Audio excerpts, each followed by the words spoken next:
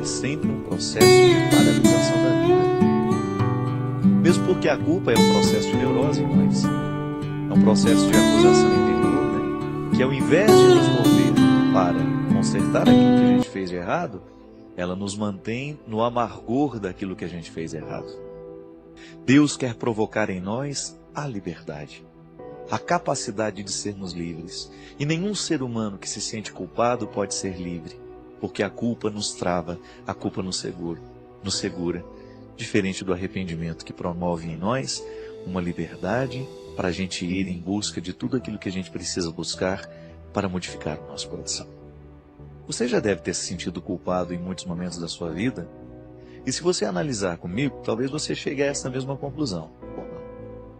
Que toda vez que você se culpou, você se travou, você se impediu de ir além, justamente no processo de amargurar o erro cometido.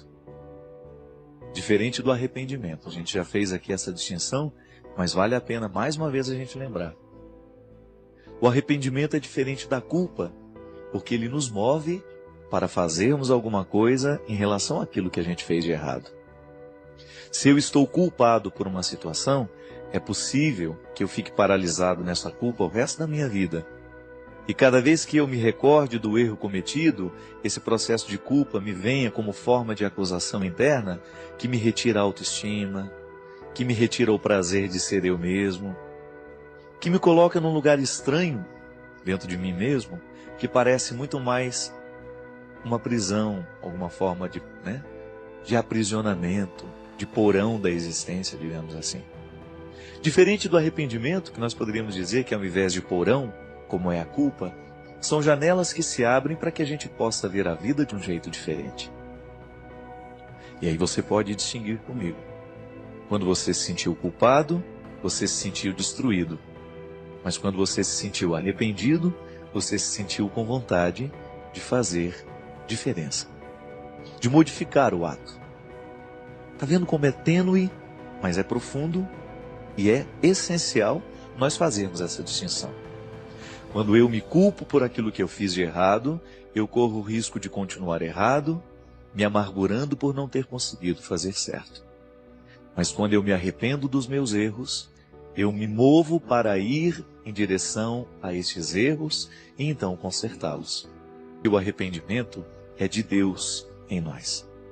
É processo de Deus na vida humana. Ao contrário que a culpa é muito mais um processo do diabólico.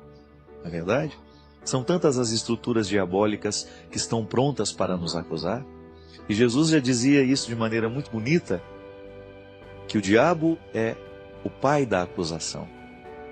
Tudo isso está implícito nas palavras de Jesus quando ele demonstra que a sua vida, o seu jeito de ser, o seu ensinamento, não é para trazer condenação ao ser humano. Mesmo porque a gente já se sente condenado de tantas coisas, não é verdade? A retirar do nosso coração todo o processo de culpa e nos ajudar a entender todo o processo do arrependimento. Fez alguma coisa de errado hoje? Não vá se sentir culpado por isso. Não vá amargurar a sua noite de sono, não vá perder a sua noite de sono sentindo-se culpado por aquilo que você não acertou no dia de hoje. Mas vá dormir arrependido. O arrependimento já vai provocar dentro de você um bem-estar, eu garanto. Porque o arrependimento já é o primeiro passo do perdão.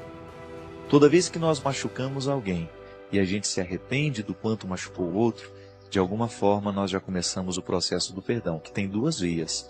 O perdão que eu dou a mim mesmo por ter sido fraco naquele momento, por não ter agido de um jeito certo, e o perdão que eu dou ao outro. É sempre assim. Se eu sou machucado, eu preciso viver as duas vias do perdão. Perdoar a mim mesmo por ter sido fraco, por ter me deixado abater pela maldade do outro, porque é um processo inconsciente, mas acontece isso com a gente. E também ser capaz de olhar nos olhos do outro e conceder a ele também o direito de ser fraco.